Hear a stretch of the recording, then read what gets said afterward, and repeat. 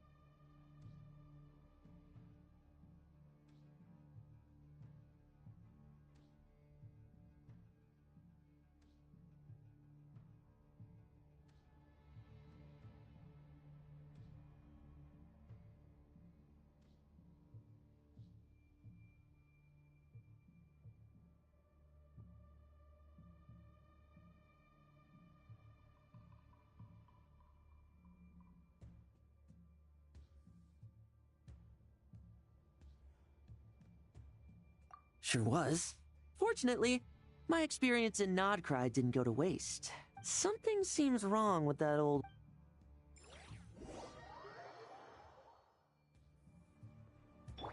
Our bond is strong.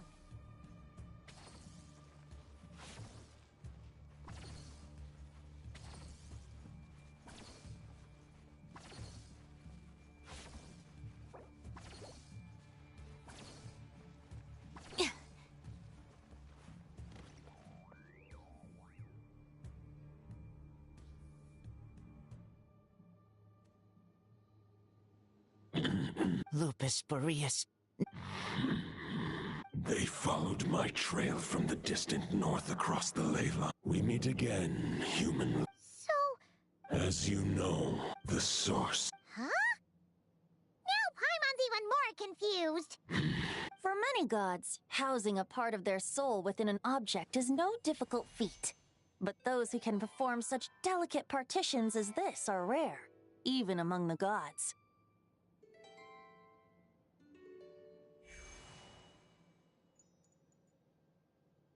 The Wolf King, Andrius, was particularly adept in this art. Huh? Toadif Bard? Who better than a bard to do the honors? Lupus Boreas wandered the frozen tundra and stumbled into the Sealy as the wolf entralis long since abandoned by its former master. The great wolf closed his eyes and slept. 500 bitter winters passed, then 500 equally frigid springs. He slumbered undisturbed until a night stumbled in from the cold, just as Lupus Boreas had once done at the Sealy Hall, and awoke him at long last. The night asked the wolf to join him on a journey south, to see once more the land that had all but faded from his memory. The split his soul into two halves and left his home once more. Seeing how the ice and snow had given way to verdant plains, hearing the laughter and song that now filled the once somber city, the aging Lupus Boreas turned to his friend, the god of Animo, and remarked, "So, this is the world the humans dreamed of." Though the night's journey was not yet over, the wolf chose to bid farewell to his companion here. He had written the end to his story. What knowledge he had been gifted flowed into the land. Everything he was, he gave unto the world. Well, that's how a bard would tell the tale. Lord Boreas, is there anything you'd like to add? There is no need for you to ask that question. And then, for the sake of the new Mondstadt, You need not feel remorse on my account. That was my answer, my decision. If anyone should feel regret, it is the part of me who remained in Notcry. I fear Andreas has not found peace in his heart even to this day. That is surely why those vile aberrations were able to exploit his weakness, sowing the seeds of all the turbulence that has ensued. But we followed Boreas' trail in Nodcry. We investigated and discovered no signs of instability. Andreas should still be slumbering by the lakeside. Perhaps all the recent turmoil in Notcry has had unforeseen consequences. And there's more. I detect another familiar scent from across the ley lines. A scent that reeks of blood.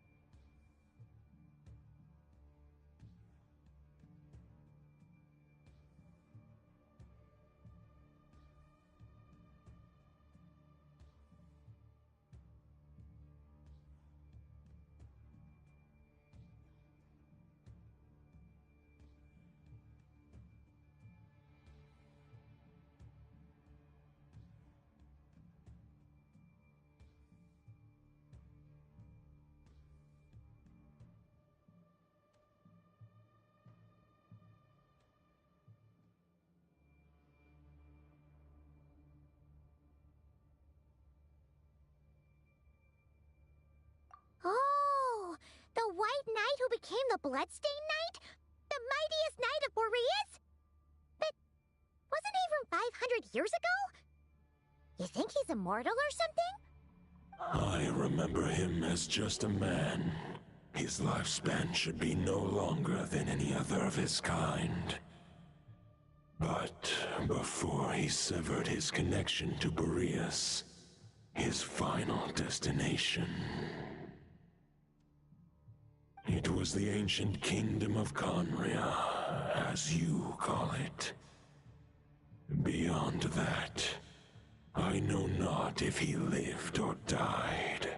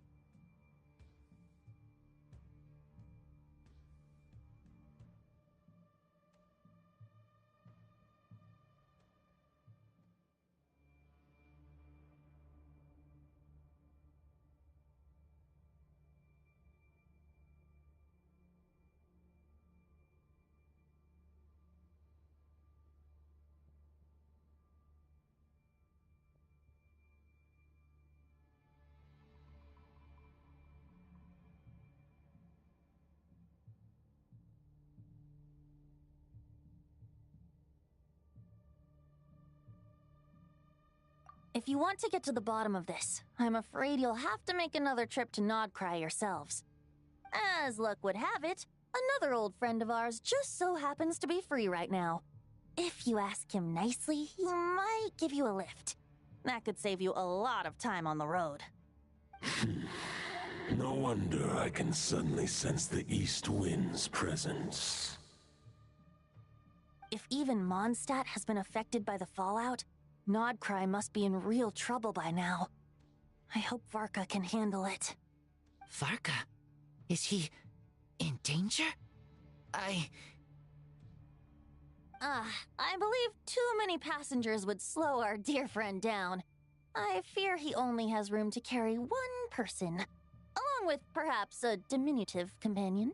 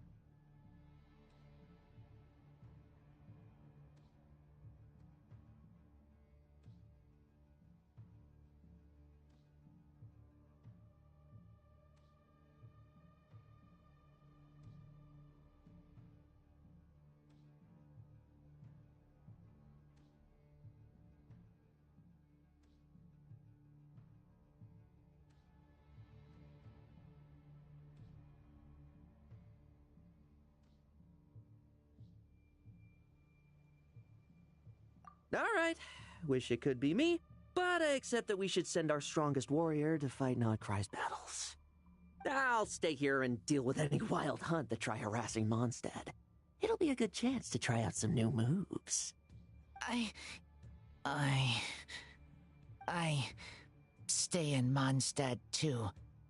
With Traveler's help, Varka will be safe. Razor, give me your iron claw.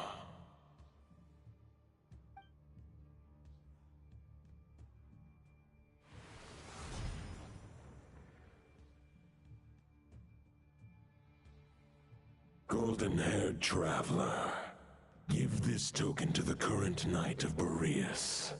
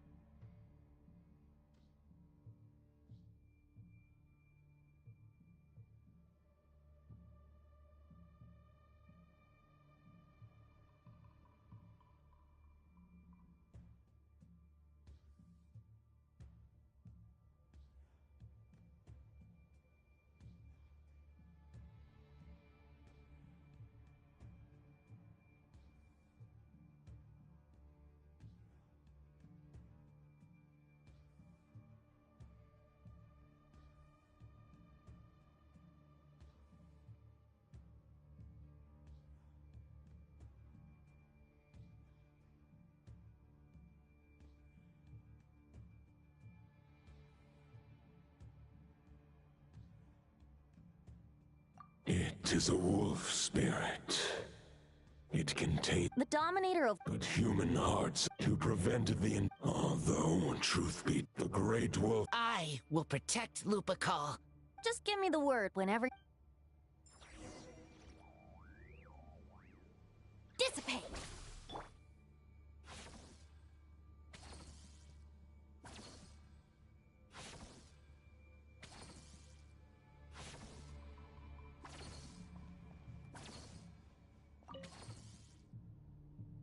Any questions before you set off?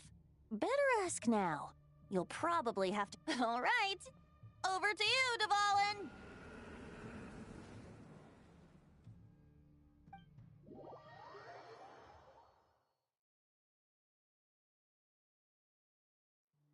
The Knight of Boreas awaits below. Alright! Hey, wait! How are we getting down?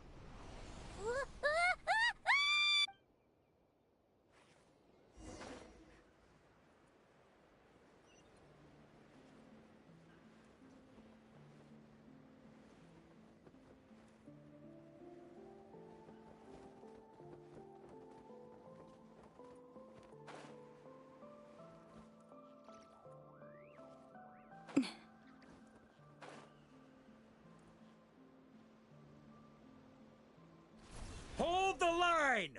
The enemy's on the brink of collapse!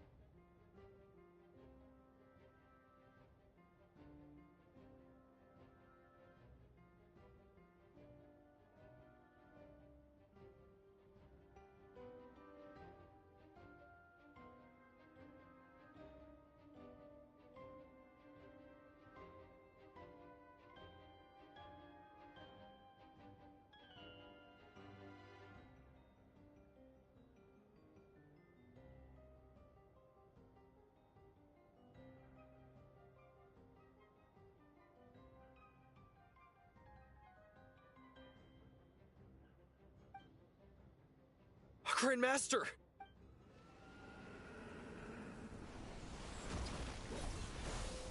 Haha! Reinforcements! It's about time! And Paimon too!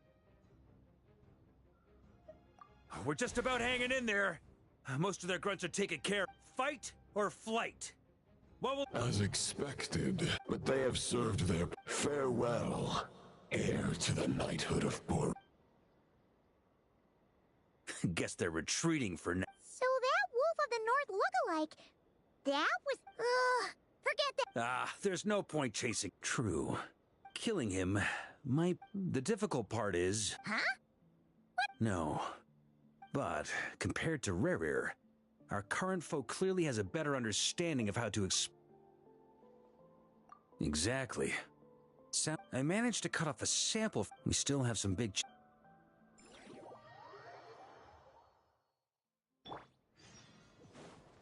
The meeting's probably gonna be in the biggest tent, right? Looks like a bunch of people are there already.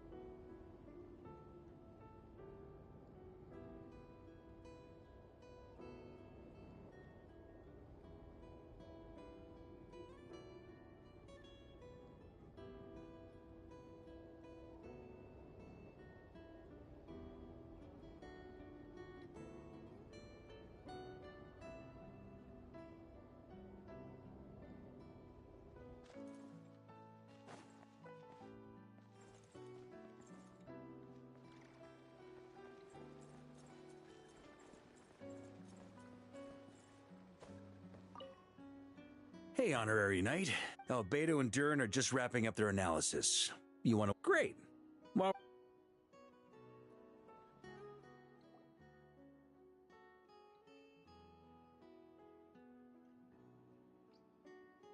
And that's where things stand. The Wild Hunt is no longer under the Reikir of Solnari's control, but it has been reborn from the ashes and is now launching widespread attacks.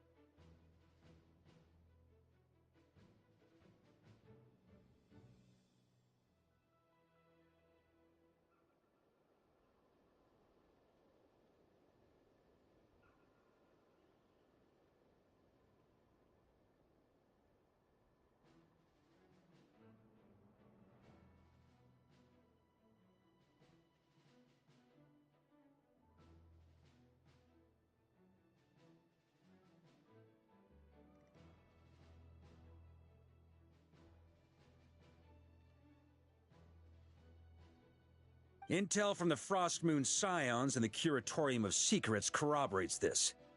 No disturbances have been detected in the space where Rere resides. What we are facing here is Summarizing current situation. To confirm, the present leader of the Wild Hunt is the creature resembling a wolf. Andrius, god of the North Wind.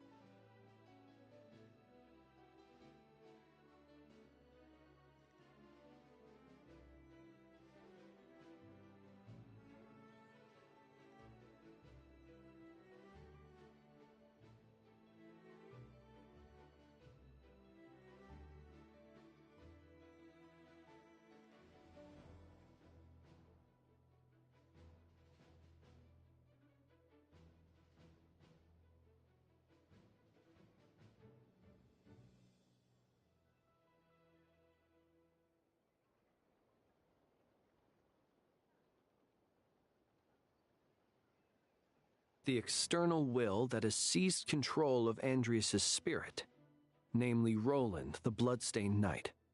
Whoa. Hold on. I'm completely lost. Isn't Roland some Mondstatter from like 500 years ago? How'd he suddenly get wrapped up with a god from— For example, when one kidney is damaged, the other will be strengthened to compensate. Or, when a main artery is blocked, the collateral vessels become more active. Similarly, when the Wild Hunt lost their leader, the Abyss harnessed the memories that flow throughout the ley lines to fashion a new one, fit for the present circumstances. That new leader is a mirror image of Roland, the Bloodstained Knight.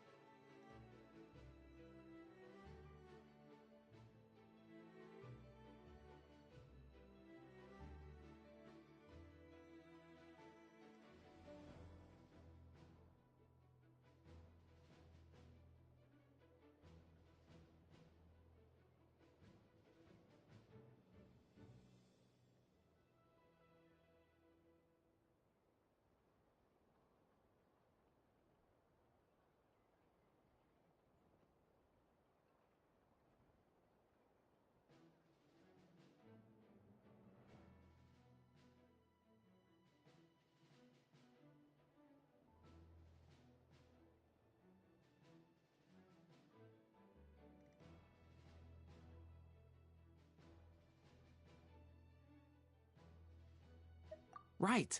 No matter how strong the compensation is, it will never quite match the functionality of the original organ. The Roland replica can't possibly imitate Rerear's overwhelming power, nor his ability to disguise himself as others. So, the Abyss made use of the connection between Roland and Boreas to compensate for this lack of power.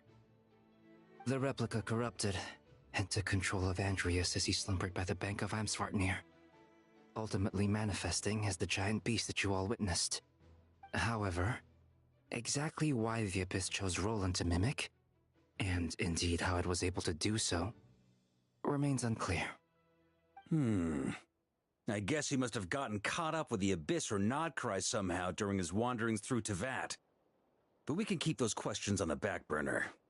Okay, Paimon gets all that, but what did you mean when you said we can't kill him right now? We can't kill him right now because a dead god may prove more dangerous than a living one. From intelligence gathered during the expedition, we have reason to believe that the power released when a god is felled can have catastrophic consequences for us mortals.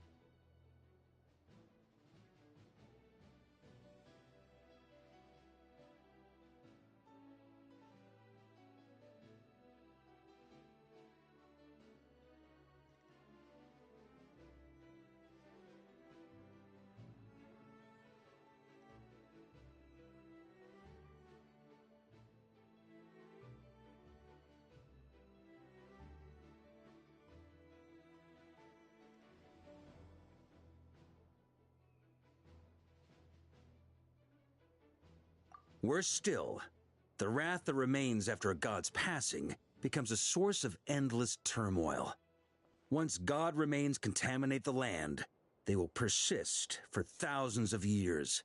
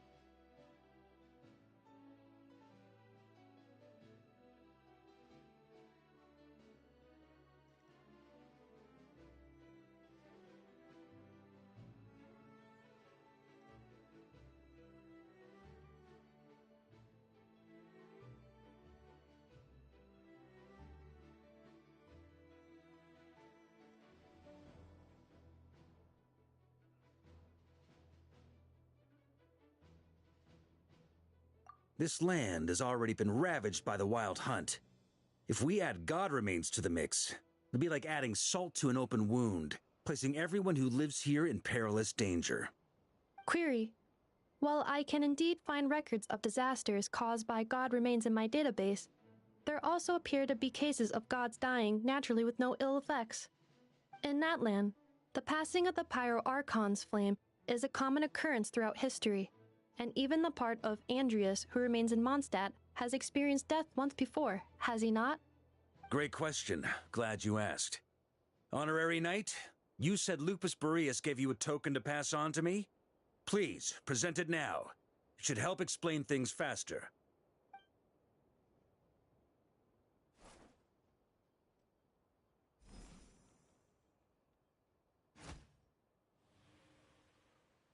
Come forth, Boreas! This form has come to the end of its time. I'm afraid I can accompany you no further on your journey. My soul will fall into silence, and my power will flow into the ley lines of this land.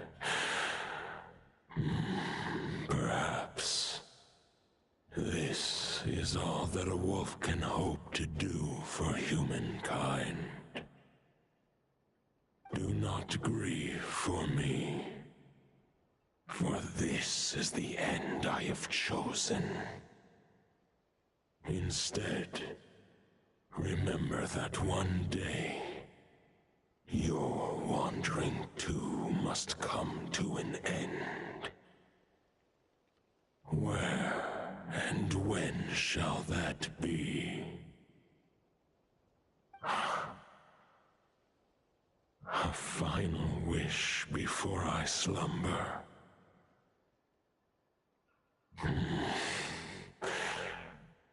Sing me a song. That melody you so often hummed in the taverns.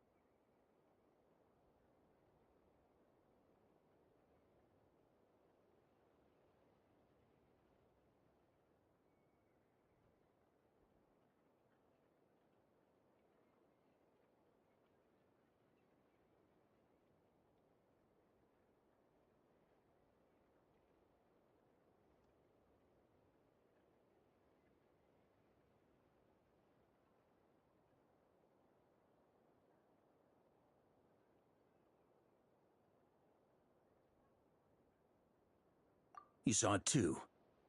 You must have keen powers of perception. Not that it surprises me. That was Boreas's final thoughts before merging with the ley lines. It's the reason Mondstadt remains unharmed by his god remains. In his final moments, he made a choice to give everything he was to the ley lines. All to protect Mondstadt from harm.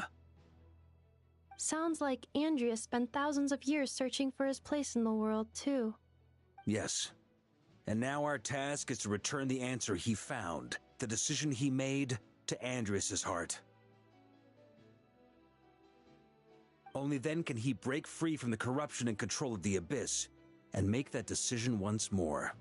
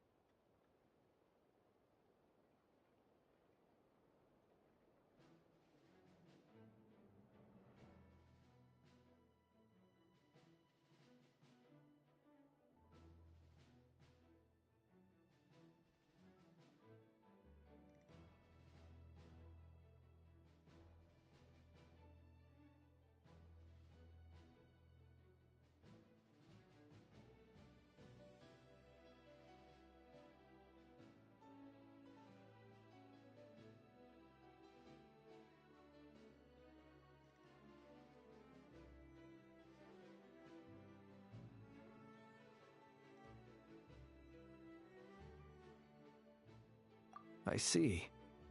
I would say that planting thoughts inside the mind of a god sounds a little far-fetched, but since it was his own wish to begin with, it sounds feasible to me. Wait, we already have a perfect solution? Then why are we even having this meeting? Let's go do this thing! Ha ha ha. If only it were that simple. Unfortunately, this one thought alone is unlikely to be powerful enough to break through the Abyss's control and reach Andrias' heart. We need to find a way to make the thought within this sword stronger and more resilient.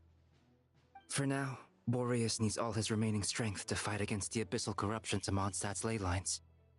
He can't afford to send us any more of his power. However, since his form was unstable during his journey with the first Knight of Boreas, many wolf spirit fragments were left behind along the way. If we can collect those fragments, we can use them to strengthen the decision to merge with the ley lines. So we need to retrace his steps and look for random fragments? But they could be anywhere between Notcry and Mondstadt. It'll be like looking for a needle in a haystack. You don't need to worry about that. There's a few fragments left to gather in Nod already inside this sword. I've been collecting them during the whole expedition. Huh? Wait, really? I mean, it's an expedition, not a stroll in the park. Each step of the way, we've been hard at work planning for every possible contingency. Not just the wild hunt in the abyss, but ancient gods remaining in Nodcry. Sounds like this plan was a long time in the making. It's almost as if you foresaw the future. As a matter of fact, I did. I caught a glimpse of fate's reflection. But I can't take credit for it. It was all thanks to the help of a few friends. Still, all I foresaw was that an abyssal calamity was brewing in the north. Had I known more, we could have saved a lot of energy. Instead, we've had to make best guesses, prepare for every possible scenario. If all that preparation went to waste, all the better for it. But anything that proved useful, we knew we'd be grateful for down the line.